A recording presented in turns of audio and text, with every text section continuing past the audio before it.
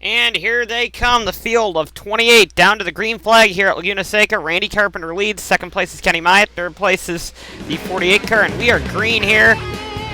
Bad start by the 36 on the outside. The 17 got a great start. Another bad start, I think, by the 48, and the double zero goes by, and into third place as he's now challenging his teammate Myatt. Baskinger's challenging Myatt for second. Not going to happen. Looks pretty clean through the back of the field. No accidents. Somebody may have kicked off a little bit of dirt there, but overall, pretty clean start. Nick Mace, runner-up here in season 11, I guess, now that I think about it. Season 11. Was the fastest car on the track and was going for 4 races in a row, wins. And right now is in up. Oh, the 17 wrecked! The leader wrecked! Oh no, what happened to the 17?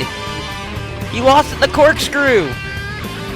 We're gonna have to back up and take a look at that, but he's got some severe rear end damage. Let's go back for a second. Here it is again, the 17 in the corkscrew. Oh, just a little too hard there. 36 had no contact with him, and that's probably race over for him. I don't know if he'll fall out, but I don't think he'll be a race contender now, which is tough because he was coming off of that win at Daytona and was making a serious championship charge. Alan Cavagnaro gets by DJ Curtis down to the start of the second lap, and Cavagnaro has a fast car, but has just not had the luck to back that up with results. And ooh, Ian Dutta back here. That's not a good run for him, and Carpenter's out there. Jacob Hart has fallen back to 4th behind, or actually not fallen back, but has gained a spot to 4th due to Carpenter's exit from contention in the corkscrew. And here we are. And oh, the 2 Toyotas, there must be oil down there or something. Or some debris, because the top 2 just wrecked there as well. That's going to put Mace into the lead, but there's got to be something down there. We might get a restart if there is. There are no full course yellows, of course, on road courses, and we're going back. Oh yeah, there's a few more cars off. It looks like to the 2 Manturvanese and Tamara DeLise. Yeah, I'm thinking we're going to get a restart to this, if I'm looking at it right. Oh, and it looks like PJ Williams and DeMax also went off, so yeah, I'm thinking restart. And that's what they're doing. They're throwing the red flag out now, and they are going to line everybody back up. They're allowed to make repairs as we go in for a restart. So, yeah. And we're going to line them up again and try this again. Oh, somebody's pulling off in the back. Looks like one of the Cathnex cars. Oil was cleaned up from the inside line, and a bunch of cars have backup cars as we retake the green flag. Carpenter got a good start there. Looks like Myatt fell back. Oh, Mace really fell back, and that's bottling up the whole inside line. We do have some 3 wide. 3 wide in the back of the field. Oh, the 99 gets turned by the 31, and the 48's involved. That was, I think, the 31 just getting a little bit anxious and got tired of the... And then the 48 was just an innocent bystander there. All I know is that the 99 was kind of slow through there, so... We'll have to go back and take a look at the replay. Yes, that was Dylan White that had issues in the 13. He is back on track. I think he picked up a puncture on the start. They only concerned themselves with the oil, so there was some debris on the track in other locations, probably, but they only concerned with the oil, and they restacked them back up, and boy, they went, and that really hurt Mace, who was leading at the time of the red flag, and Jackson Williams as well, who was running pretty well. As, on a restart, we restart the running order, so Randy Carpenter actually leads this lap, as he didn't spin this time. And, Myatt 2nd, Baskinger 3rd, Hart 4th, and Peachy London 5th, with Ian Dutta getting probably the best, taking full advantage of that by getting 6th when he was running 11th on the first start of the race. Alex Allen 7th, and Chris Washer 8th. Red Bull cars are doing a decent job today, and, well, they've been kind of running where they are. The biggest improvement, I think, is Peachy London, who for the first time has been genuinely faster than Alex Allen all year, and which is quite interesting because Alex Allen, his teammate, has blown him absolutely into the weeds. we have a battle now between Haupt and Cavagnaro. Cavagnaro looks like that battle is going to end pretty quickly as he takes the spot. And looks like now Haupt is getting challenged by Anthony for 12th. I believe that's 12th unless if Anthony gains a spot.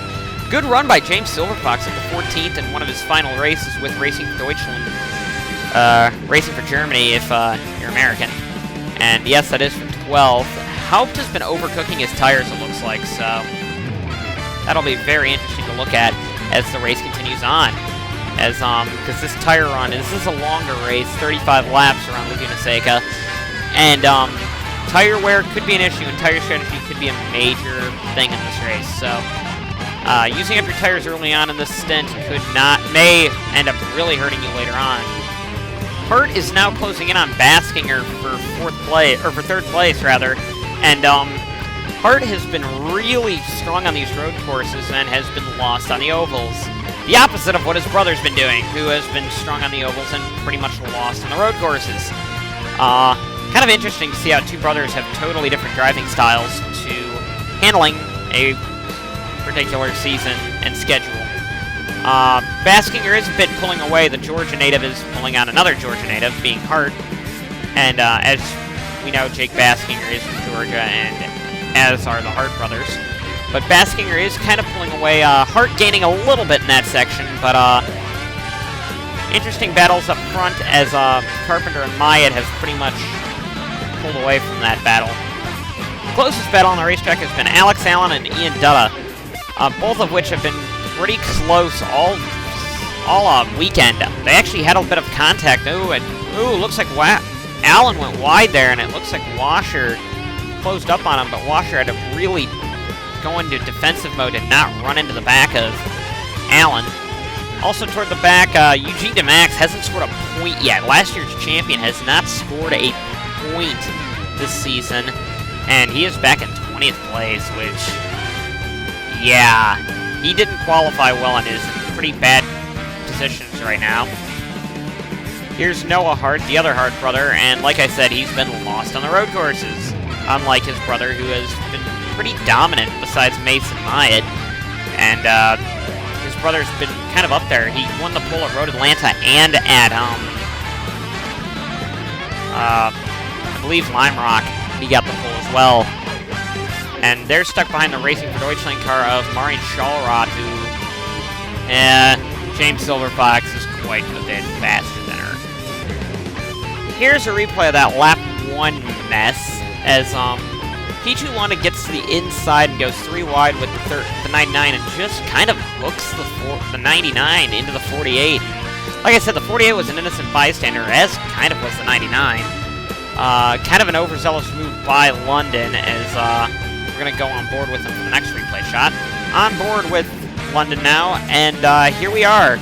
Yeah, just hooks the 99, and not much you can do in that situation if you're either Jackson Williams or Nick Mace, because there just really isn't. Kind of an overzealous move, as I said before, by P2 London, and that was kind of stupid. And if ARCSOA doesn't look into that, then quite honestly, I'm not sure what they're thinking. Carpenter and Myatt have effectively torn away from Baskinger and Hart, 3rd and 4th. These two are very strong championship contenders now, it looks like. It was a 2-car battle at the start of the year. However, these two have really proven that they can be championship contenders, both of which are former champions. Myatt a 2-time, Carpenter a 1. But these two, I think, really can be very strong contenders if they look rather strong later on, and they need bad luck from Allen and Mace, and with Mace running dead last right now, and Allen's running in, I believe, 5th or 6th, yeah, they could be gaining a lot of points here, and I know Carpenter has actually reeled in within 10 points of them, so Carpenter may be the points leader if this race continues the way it is. Ian Dutta had to pit for tire going down. This could also play into his favor, as he's going to be short pitting and on fresher rubber than everybody else, even though his last lap was his best lap. But Dutta could be playing a tire strategy game now, and that could be good if you're going to win this race. This tire wear has been kind of an issue here. Very much of an issue, as in practice people were getting about 14 laps on a tire wear. However, the weather conditions are a bit different for the race, and that could end up helping or hurting the drivers, depending on how their cars are set up. Alan Cavignaro holds the last points-paying position with Ryan Haupt behind him. This could be important because every championship point can matter, and while these two guys aren't necessarily right now in championship contention, unless if something really strange happens, every point can matter, and getting in the top 10 points also gives you a nice pay bonus, and every position in the points could help you out next season getting a ride, which all rides in the series are open for interpretation, with the exception of Kenny Myatt, who is going to see us next year. That was an interesting development this weekend, but rather unsurprising one. Kenny Myatt, and along with some of the other back markers, have pitted. Ike Durbin has damage. We'll have to go back and look in the replay of what happened there. But Myatt and looks like Dylan White have also pitted. Oh, Dylan White might be the other car involved in that crash. We're going to have to see what happened. They were battling with each other, and was Myatt somehow involved in it? I don't think so, because Myatt was in the lead pack, only maybe a second behind Carpenter. But here they go out onto the racetrack. We will have to take a look at the replay to see if we can find the Durbin versus White incident. Here's what happened to Ike Durbin, and Dutta turns him. Oh, and he hits the tire wall there, and that ends up ricocheting him back in front of White. On board with Dylan White, and yeah, the 84 just got into the 70 and then around right into the tire wall, and tires kind of spewed everywhere. They got them all off the track without having to red flag it again, thankfully, but yeah, tough break. After the pit stop cycle, Kenny Myatt has fallen back pretty far. He's behind Alex Allen, which that is a battle, I think, for 6th. Maybe? Let's see. Yes, 7th. So Myatt's 7th after pit stops. He really got hurt by the whole pit strategy thing, and actually Hart closed back in on Carpenter, and London is actually right on. Is actually really closing in on the 19. Baskinger's falling back in the 2 Red Bulls, even though Dutta's a lap down.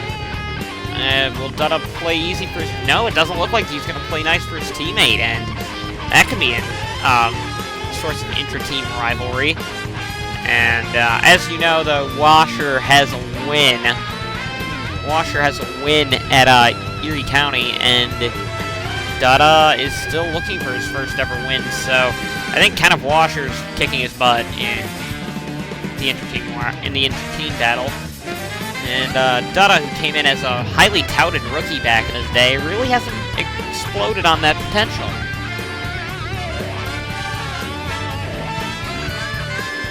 Eugene DeMax has not had a great race, and it will only get worse. As we ride on board with him, he would slide off in the corkscrew and effectively run into the tire ball. And it looks like Shawrod also went off, probably in reaction. That, as the corkscrew claims 2 more victims of the day. Actually, the first 2 since the restart, but quite clear that the corkscrew is still the most treacherous corner on the circuit. We'll see. I believe DeMax pit. Yes, Shawrod is not, even though she has some rear end damage on the 45 car. Randy Carpenter has effectively dominated this race, to be honest with you. And Hart is right now the only real competition he has, along with Peachy London 3rd. Yeah, and there's not too much competition for the rest of the podium positions. Baskinger's in a distant 4th, and Myatt actually got by Allen for 5th. I wonder what happened to Alex Allen, but... Ooh, one of the Red Bulls was slow there. I believe that was Washer must have gone off the corkscrew. We're gonna have to go back and look at that on a replay, but... yeah, Washer went off in the corkscrew, and could that have been the result of his teammate? Maybe some rivalry there, if that's the case. Alright, so we first have to go back and look at this wreck. Eric Burton would lose it in the corkscrew and save it right before making contact with others. That would create kind of a log jam here, and looks like Washer already has some damage there, but kind of close racing as we're going to keep going back to find out where Washer got the damage before wrecking it. It looks like Curtis also has damage, probably from the Eric Burton incident. On board with DJ Curtis, and yeah, that pretty much happened. Looks like the 6 just lost control by himself. Washer did lose it on lap 16, but he went around again later on like lap 21 in an incident later on, so Washer really hasn't gotten the corkscrew down right, as the corkscrew is starting to bite people with older tires and tire wear. Corkscrew is known for that. He would again on lap 20 spin it, as you saw a bit earlier, but Chris Washer is really having a tough time. Both Red Bull cars have not had a good day after looking quite promising at the start of the race and in qualifying. Red Bull looked like they could have done something, and not through the fault of Ian Dutta. He was in the back, and kind of the fault of Chris Washer for overcooking the corkscrew a couple of times. Kenny Myatt would also pit on lap 20, at the start of 21, or end of 20, start of 21. This is scheduled, and I believe it's scheduled at least, and it looks like he is on a 3-stop strategy, which is kind of put him through the field. That first stop I don't think was scheduled now that I look back at it, because not a whole lot of people pitted with him. I think he might have hit debris from the Ike Durbin incident and damaged his car, and now he is on a different strategy than everybody else, which is probably going to hurt him, because I'm thinking a 2-stop strategy is going to be the way to win this race. Randy Carpenter is starting to get into lap traffic as Noah Hart has damage. He, I think, went off in the corner. Oh, somebody's blowing up in front. That is the Manturvany of Jackie Tame. Oh no, Carpenter hit him! Carpenter hit him, and then there goes second place Hart! Oh no, what just happened? That's the top 2 cars involved in a wreck. Baskinger goes for second. Oh no, what happened? I don't think the 17 saw the 66 blowing up or something, but... And then the 19 just didn't use any brakes, it looked like. Here's another view of it. Tang blows up. And, oh, Tang really kind of dove down there, and... Actually, this is the same view we had earlier. Yeah, Tang kind of dove down, it looked like. I'm not sure, but it looked like the 66 turned down, and if that's the case, then... Really, you should know, because you're in a Manturvany car, that you need to get out of the way of the faster cars on a typical basis, because your car is slow. You don't pull where the leader is going to go. We are on board with Randy Carpenter now, and there's the 66 blowing up. He chooses the high side and then cuts back down. Look at that! Oh my gosh. Okay, ARCSOA better be looking into that, because that kind of idiocy is not warranted in the Elite Series. Take the license, take the ARCSOA driver's license away and demote him to lights or something. Because that was the most idiotic thing I've seen out of a driver in a long time. I mean, you're blowing up. Do not chop in front of any car that's faster than you, let alone the leader. We are on board with Jacob Hart now. Look at that! Just chops right over, and it looks like Carpenter dove to the outside to try and avoid, and... Well, I don't think Jacob Hart... Jacob Hart has to take some blame in his part of it, because he could have slowed down a little bit. I mean, a little bit of brake wouldn't have killed him. But, oh gosh, really? Jackie Tang, you suck. One last view of this incident. Like I said, Jackie Tang has been a vehicular weapon all season and really cannot decide the line, and Carpenter tried to avoid by going to the high line, and just the stupidest thing I've seen in a long... I mean, that's just adding on to the stupid things Jackie Tang has done this season. I mean, it's one thing to be in a slow car, but it's another thing to be a weapon in the slow car, and that's exactly what happened, and Hart's race is done because it looks like he has a tire going down. Carpenter really doesn't have all that much damage, but he did lose the lead to Pichu London, who is now got a pretty big lead as Jake Baskinger is in second. Myatt has more issues as he pits on lap 28, and there is something wrong, but he has worked his way up to 4th as he is on a 3-stop strategy, it looks like, but he got himself up to 4th, but now I think he's even out of points. Washer is 10th in a damaged car, but I think Maya can beat him, as he is by about a 0.5 of a second faster than Washer typically is on a lap. At least the best laps are that way, and he's on new tires. Further up, we have Jackson Williams being promoted to 9th in a damaged car after being wrecked on the start by the leader, Peachy London. Yeah, that was kind of brain-dead move by London as well, but Mace is in 7th, but Mace is pitting. Haupt is in 6th. Alex Allen must have been in 4th. Alex Allen is in 4th, and Haupt is in 5th. 3rd is Carpenter after that wreck. 2nd is Baskinger. 1st is London as they're coming up to the slow Joseph Curtis. Curtis, I think, wrecked in the corkscrew up here a couple of laps ago, and that's why he has rear end damage. Noah Hart has actually been promoted into a points paying spot as on a road course, which is pretty good for him, even though it is only 1 point, but it's better than getting none. He finished 11th, which is held by his teammate Jonathan Skabnicki, and Eric Burton 12th, and it looked like Mace went off from 6th, or he was in 6th at least, and Silver Fox is right now looking to get by him. William Duncan also has had a really bad day. He's been having engine issues all day. He's in 23rd right now, quite a few laps down. Duncan, yeah, he's had some engine issues, down a cylinder, but still hanging in there. Kind of the most unlucky driver in the series history.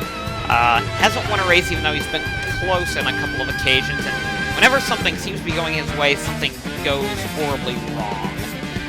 He is retiring from driving at the end of the season, probably one of his 3rd or 4th retirement from the series, but I don't know, he could come back, maybe not, and he's hoping just to close out his career in the Elites with a win, and maybe that will get him to lead for everything. Peachy London effectively lucked into the lead, but he effectively lucked himself out of the lead in Season 11 at this track, so this could be a nice redemption for London. Like I said, he's been blown into the weeds by Alex Allen, his teammate, who is running 4th at this stage, but good day for Dominion and Caraway, but London's looking to win here, as he was going to, but it also looks like Baskinger is setting a lap time 3 seconds faster than London, so this could be interesting towards the end of the race. 3 whole seconds faster. Shows what tire strategy can do. Noah Hart is going to be lapped by Peachy London, quite unceremoniously. He was in 9th, but it was on a different pit strategy from everybody else. And Hart is, like I said, been relatively lost on road courses. The whole M&M Snickers racing team has been lost on the road courses, and let's see if he'll be a gracious backmarker to London. Not really. But Baskinger has to deal with Joseph Curtis. We'll see if Curtis is going to be any better. And it also looks like Peachy London lost a bit of time in the corkscrews because of Hart, and we'll see where Baskinger makes a move on Curtis. This could determine how fast he picks up the speed. Still quite a bit faster than Baskinger is still lapping quite a bit faster than London, as Baskinger gets by Curtis, and London is still having issues with Hart, and like I said, full second faster, and there he goes. Finally, Peachy London gets by Noah Hart. We'll see how Noah Hart is with Baskinger, his former statesman. They're both from the state of Georgia, and we'll see how this turns out, because if Baskinger keeps by Hart really well, we may have a pretty interesting race on our hands between Peachy London, who is on relatively older tires, and Baskinger, who is on newer tires, and is, like I said, lapping quite a bit faster than the 31. And oh, Duncan went off in the corkscrew in front, so there could be dust and dirt kicked all over the place, and Duncan, who is slow, could be a real formidable lap for London to get by. 2 laps to go for Jake Bastinger to get by Noah Hart to even attempt to battle Pichu London. London, like I said, has been really, really strong, and Bastinger goes for the spot, but Hart gets to pull up the corner. Noah Hart has been ignoring blue flags left and right. That could be a penalty, maybe a time penalty, not that it would really matter, as he's not in the points. He may lose the position he's in to the car behind him, but yeah, Noah Hart has been very difficult to get by. And William Duncan, we know, isn't exactly the easiest back marker, as Bastinger tried to look, and here we go. Oh, passing into the corkscrew may not be the best idea here for Bastinger. Oh, this could be risky. This could be really risky. Bastinger went way wide. Oh, that wasn't going to work, and there goes Bastinger. And there goes his race, an overzealous move. I bet there's going to be some very harsh things said to Noah Hart for not letting him by. But Jake Bastinger really overcooked it there. That was not going to be good. Any way you look at it. And effectively, that's going to hand Pichu London the race win, unless if William Duncan really does something stupid. Or Ian Dutta, for that matter. But yeah, it's now Pichu London. If I were him, I'd just lay back, not even really attempt to pass the 4 car. Here they go, in through turn, I think that's 3, and into turn 4. It looks like London's intent on racing the lap car of Duncan, who, like I said, isn't an easy back marker to pass in the first place, and neither is Dutta, for that matter. Or, Dutta's a little bit more respectful than Duncan in the long run. You don't typically see Dutta going a lap down, but, yeah, London has backed off his pace as they are running up to the corkscrew. This is going to be the last major challenge for London. He gets through it. Here he comes, down through the last couple of corners. Duncan is really slow, but looks like London is dealing with him in a respectable manner. Final corner coming up, and that's going to put Pichu London in victory lane here at Laguna Seca. Great result by him. We're going to see if Bastinger is going to get second. It looks like that will be the case, as he didn't get any damage from that incident, and Carpenter is going to come across the line in third. And Alex Allen's going to really help his points haul. It's fourth, but I believe Carpenter is now the points leader in the first place, so this could be interesting. Anyway, Ryan Hopkins will get fifth, and as we go back further, Jacob Anthony actually scores some pretty nice points at sixth. Chris Washer 7th, Mai at 8th. Looks like Bird's going to come across the line at 9th, and Skavnicki is going to get 10th away from Curtis as Mace had to pit. So, good points haul, at least for Candy Racing, as we like to call it, Snickers M&M. As Noah Hart may have had some issues today, but Jonathan Skavnicki is going to do well. The Speedway Master is going to get the final point today.